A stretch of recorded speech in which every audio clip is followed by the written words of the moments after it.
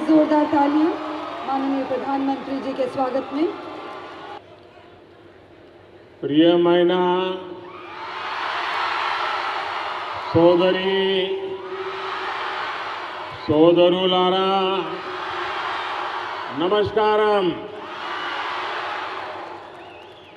आंध्र प्रदेश के गवर्नर श्री विश्वभूषण जी, मुख्यमंत्री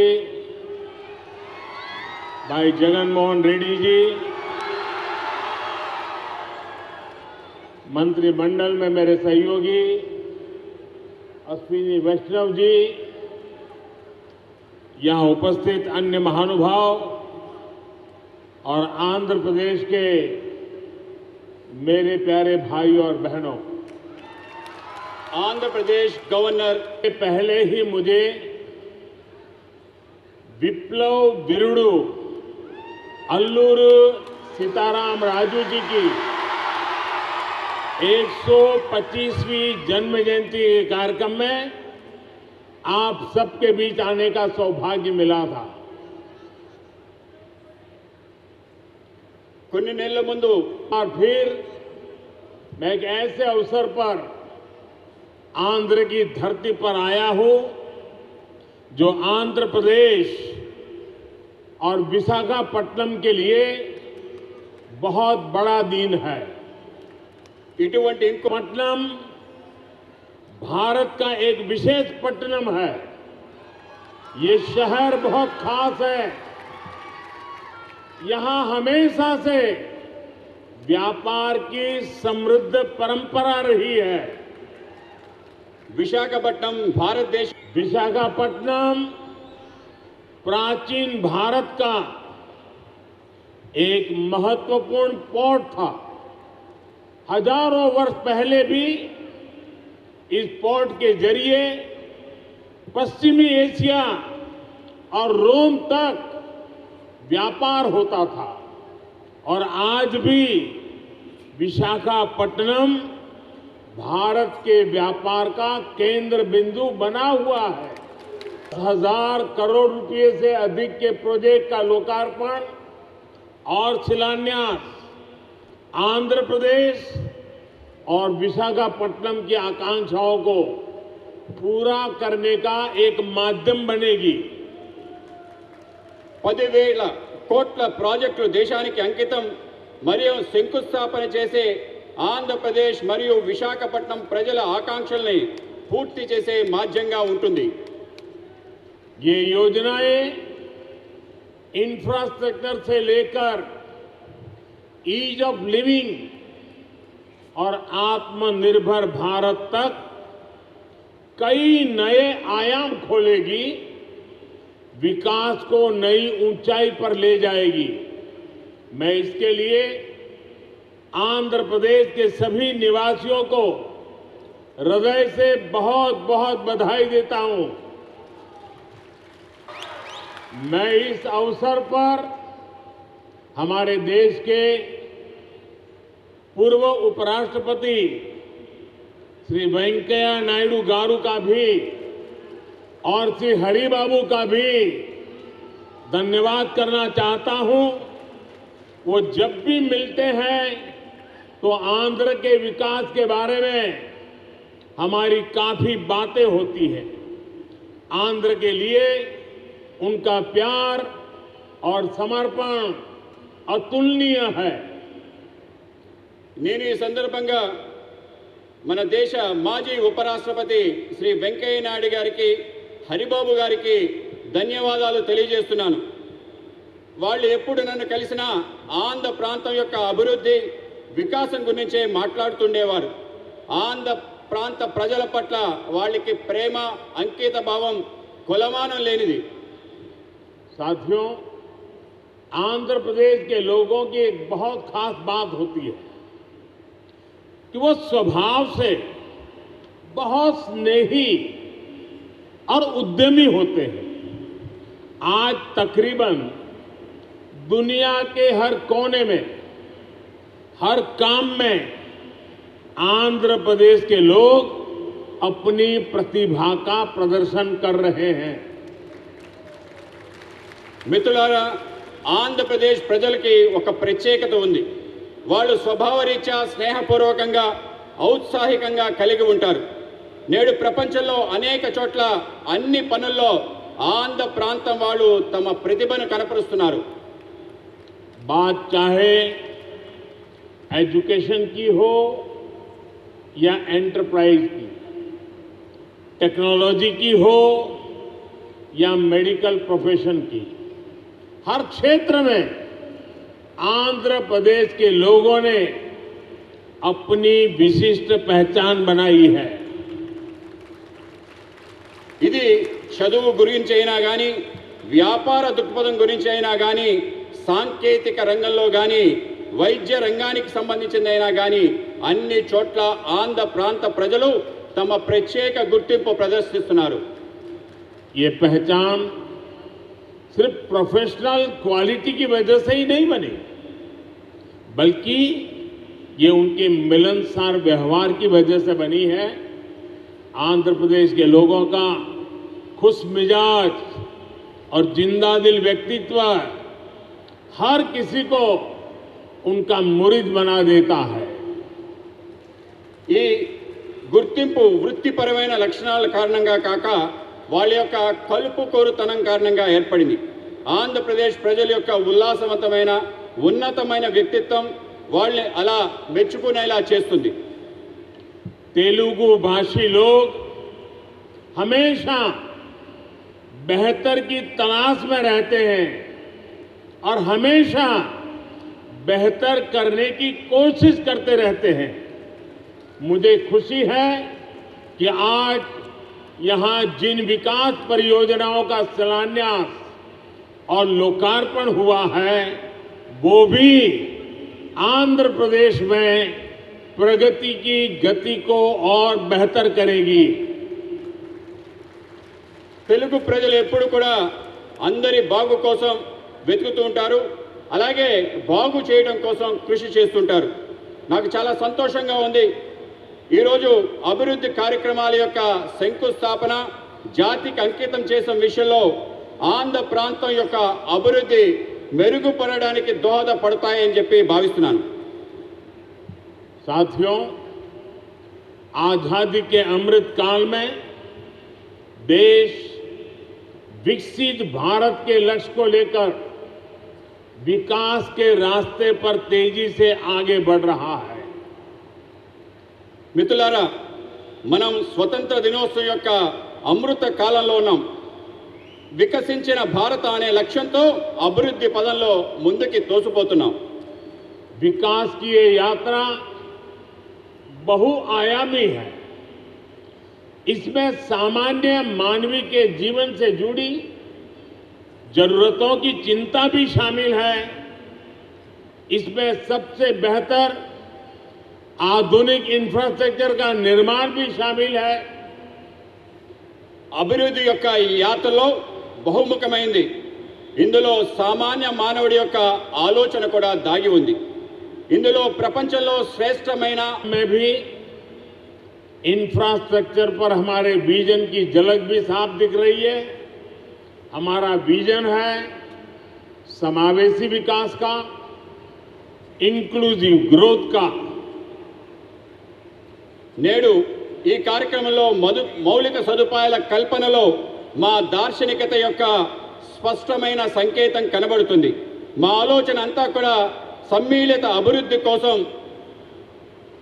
इंफ्रास्ट्रक्चर को लेकर हम कभी ऐसे सवालों में नहीं उलझे कि हमें रेलवे का विकास करना है या सड़क परिवहन का. हम कभी इसे लेकर दुविधा में नहीं फंसे कि हमें पोर्ट पर ध्यान देना है कि हाईवे पर. మేము మౌలిక సదుపాయాల కోసం ఎటువంటి సందేహాలకి లోను కాలేదు. అది రైల్వేల అభివృద్ధి అయినా, రోడ్ల అభివృద్ధి అయినా, మనం పోర్టులు అభివృద్ధి చేద్దామా, రహదారులు అభివృద్ధి చేద్దామా అనే విషయంలో సందేహపడలేదు. इंफ्रास्ट्रक्चर के इस आइसोलेटेड व्यू से देश को भारी नुकसान उठाना पड़ा. इससे सप्लाई चेन पर असर पड़ा और लॉजिस्टिक्स का खर्च बढ़ गया। మౌలిక సదుపాయాల్లో ఇటువంటి లోపభూయిష్టమైన ఆలోచన కారణంగా దేశానికి భారీ నష్టం చవిచూసింది. మిత్రులారా, సరఫరా గొలుసు, రవాణా సౌకర్యాలు బహుముఖమైన అనుసంధానంపై ఆధారపడి ఉంటుంది. ఆ విధంగా ముందుకు వెళ్ళడానికి దోహదపడతాయి. साथियों, सप्लाई चेन और लॉजिस्टिक्स मल्टी मॉडल कनेक्टिविटी पर निर्भर करते हैं। इसलिए हमने इंफ्रास्ट्रक्चर के विकास को लेकर के नई अप्रोच अपनाई। हमने विकास के इंटीग्रेटेड व्यू को महत्व दिया। మిత్రులారా, సరఫరా గొలుసు బహుముఖమైన అనుసంధానంపై ఆధారపడి ఉంటుంది. ఇందుకోసం మేము మౌలిక సదుపాయాల కోసం ప్రత్యేకమైన ఒక కొత్త పద్ధతిని ప్రారంభించాం. మౌలిక సదుపాయాలు ఏకీకృత ఆలోచనలతో పెద్దపీట వేశాం. आज जिस इकोनॉमिक कॉरिडोर की नींव रखी गई है उसमें 6 लेन वाली सड़क का प्रावधान है। पोर्ट तक पहुंचने के लिए एक अलग सड़क भी बनाई जाएगी। एक तरफ हम विशाखापट्टनम रेलवे स्टेशन को संवार रहे हैं तो दूसरी तरफ फिशिंग हार्बर को अत्याधुनिक बना रहे हैं। నేడు ఎకనామిక్ కారిడార్ ఆర్థిక లోగుల గురించి ఆలోచిస్తున్నాం. అందులో 6 రోడ్ల సదుపాయం గురించి ఉంది. పోర్టు వరకు చేరడం కోసం ఒక ప్రత్యేకమైన రోడ్డు నిర్మాణం చేయడం జరుగుతుంది. ఒక పక్క విశాఖపట్నం రైల్వే స్టేషన్ని ఆధునీకరిస్తున్నాయి, ఇంకో పక్క మన చేపల రేవుని కూడా ఆధునీకరిస్తున్నాం. साथियों, इंफ्रास्ट्रक्चर का ये इंटीग्रेटेड व्यू पीएम गति शक्ति नेशनल मास्टर प्लान की वजह से संभव हुआ है। गति शक्ति प्लान से न सिर्फ इंफ्रास्ट्रक्चर निर्माण की रफ्तार तेज हुई है, बल्कि इससे परियोजनाओं पर लगने वाला खर्च भी कम हुआ है। మిత్రులారా, మౌలిక సదుపాయాల ఏకీకృత ఆలోచన కారణంగా ప్రధానమంత్రి గతిశక్తి జాతీయ ప్రణాళిక కారణంగా జరుగుతుంది. మిషన్ గతిశక్తి ద్వారా మౌలిక సదుపాయాల వేగం పెరుగుతుంది. దీంతో పాటు అనేక ప్రాజెక్టులపై జరిగే ఖర్చు బాగా తగ్గుతుంది. मल्टी मॉडल ट्रांसपोर्ट सिस्टम ही हर शहर का भविष्य है और विशाखापट्टनम ने इस दिशा में कदम बढ़ा दिया है। మల్టీ మోడల్ లాజిస్టిక్స్ బహుముఖమైన రవాణా వ్యవస్థ ప్రతి నగరం యొక్క భవిష్యత్.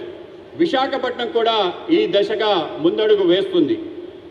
मुझे मालूम है कि इन परियोजनाओं का आंध्र के लोगों को लंबे समय से इंतजार था और आज जब ये इंतजार पूरा हो रहा है तो आंध्र प्रदेश और इसके तटीय क्षेत्र एक नई रफ्तार के साथ विकास की इस दौड़ में आगे बढ़ेंगे।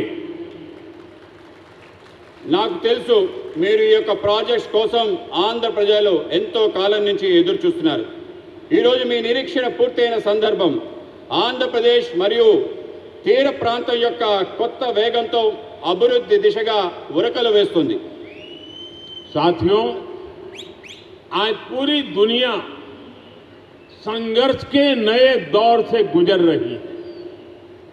कुछ देशों में जरूरी सामानों की किल्लत है तो कुछ देश ऊर्जा संकट से जूझ रहे हैं। तकरीबन हर देश अपनी गिरती अर्थव्यवस्था को लेकर परेशान है। మిత్రులారా, ఈరోజు ప్రపంచం మొత్తం కష్టాల్లో ఉంది. కొన్ని దేశాలకు నిత్యావసర సరుకులు కొరతతో ఇబ్బంది పడుతున్నాయి. దేశం వాళ్ళ క్షీణిస్తున్న ఆర్థిక వ్యవస్థపై ఆందోళన చెందుతున్నారు. लेकिन इन सब के बीच भारत कई क्षेत्रों में बुलंदियां छू रहा है। भारत विकास की नई गाथा लिख रहा है और इसे सिर्फ आप ही महसूस नहीं कर रहे हैं, बल्कि दुनिया भी बड़े गौर से आपकी तरफ देख रही है। కానీ ఇటువంటి కష్టకాలం आप देख रहे होंगे कि कैसे एक्सपर्ट और बुद्धिजीवी भारत की प्रशंसा कर रहे हैं। आज भारत पूरी दुनिया की उम्मीदों का केंद्र बिंदु बन गया है। మీరు చూస్తున్నారు, ప్రపంచం భారతదేశంలో ప్రముఖులు అనేక మంది మేధావులు ప్రశంసిస్తున్నారు. ఇది మీరు చూస్తున్నారు. నేడు భారతదేశం ప్రపంచం మొత్తం యొక్క ఆశల యొక్క కేంద్ర బిందువుగా మారింది. ऐसा इसलिए संभव हुआ है क्योंकि आज भारत अपने नागरिकों की आशाओं, आवश्यकताओं को सर्वोपरि रखते हुए काम कर रहा है।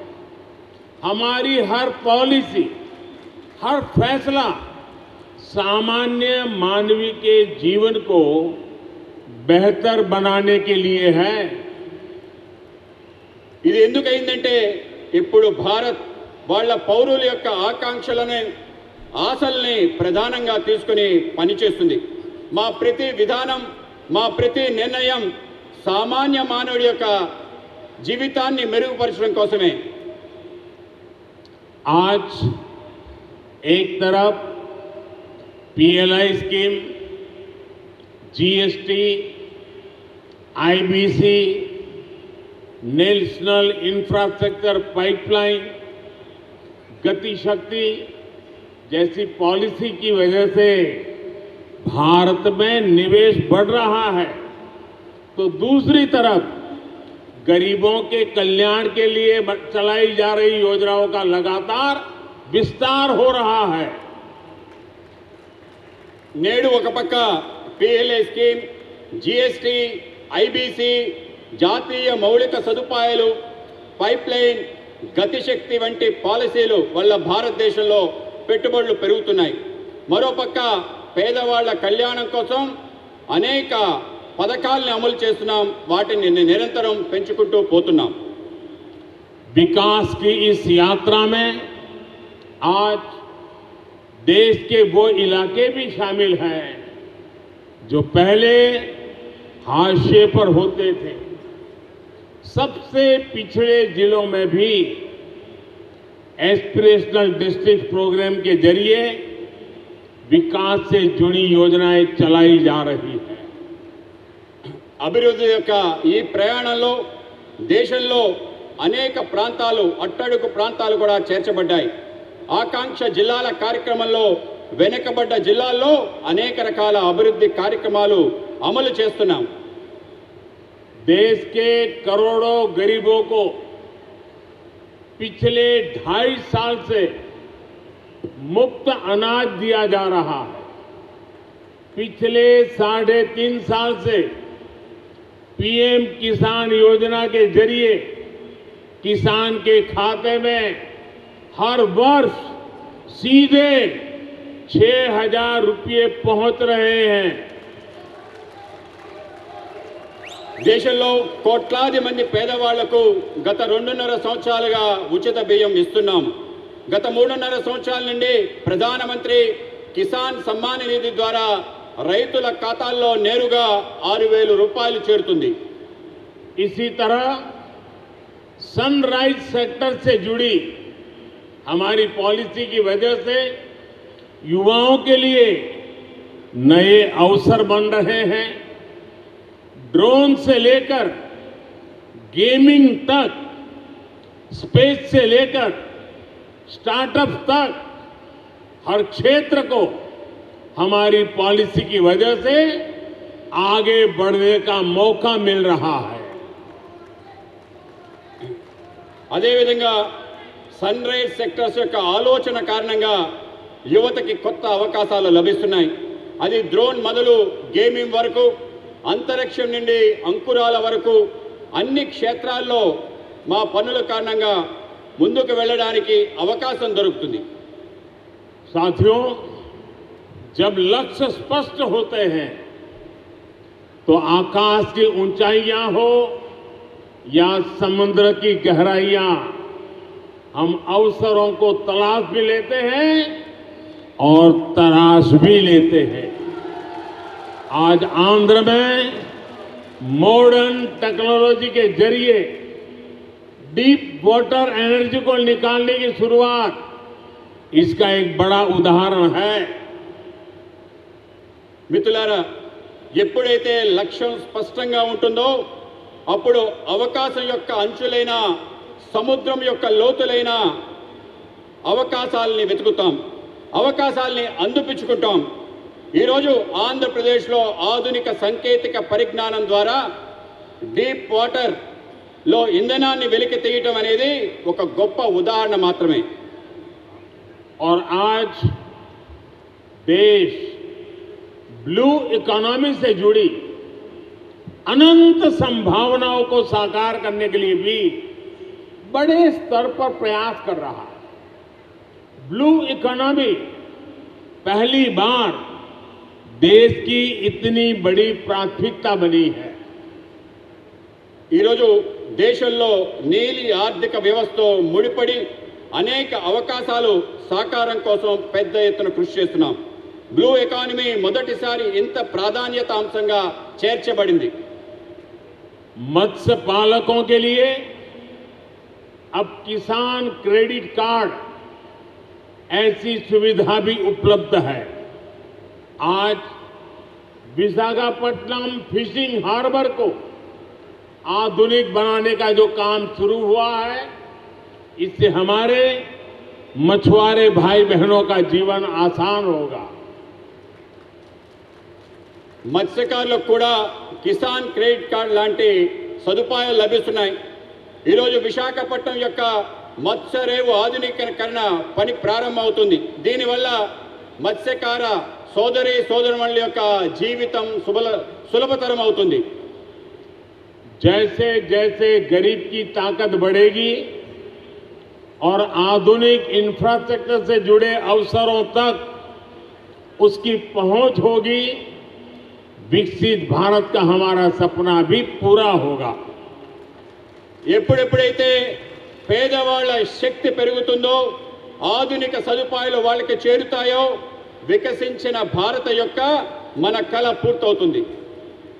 साथियों, समुद्र सदियों से भारत के लिए समृद्धि और संपन्नता का स्रोत रहा है और हमारे समुद्र तटों ने इस समृद्धि के लिए गेटवे का काम किया है.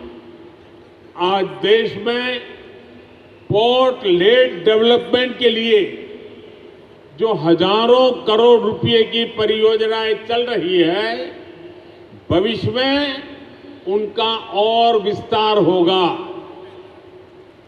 మిత్రులారా, సముద్రం పూర్వకాలం నుండి భారత్ యొక్క సమృద్ధి సంపద తేవటంలో ఆధారంగా ఉంది.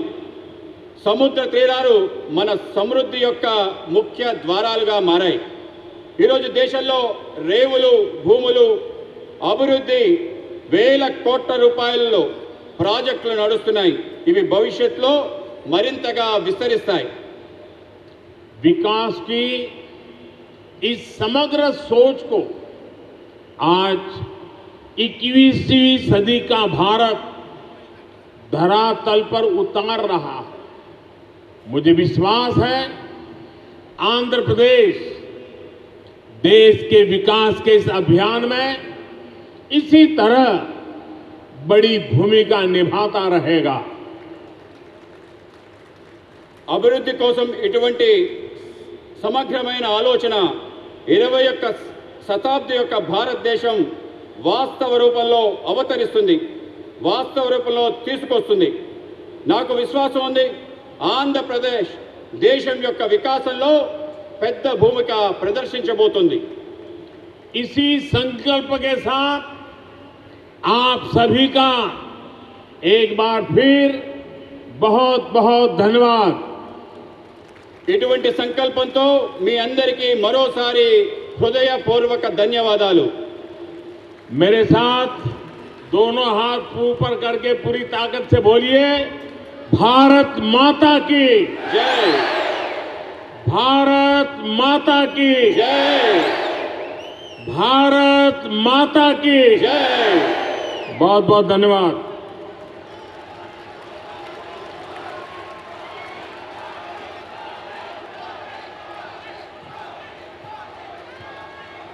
माननीय प्रधानमंत्री जी का पुनः आभार व्यक्त करते हुए हार्दिक धन्यवाद करना चाहते हैं कि आपने अपने कीमती समय में से वक्त निकाला और आंध्र प्रदेश के वासियों के लिए विकास परियोजनाओं का शिलान्यास एवं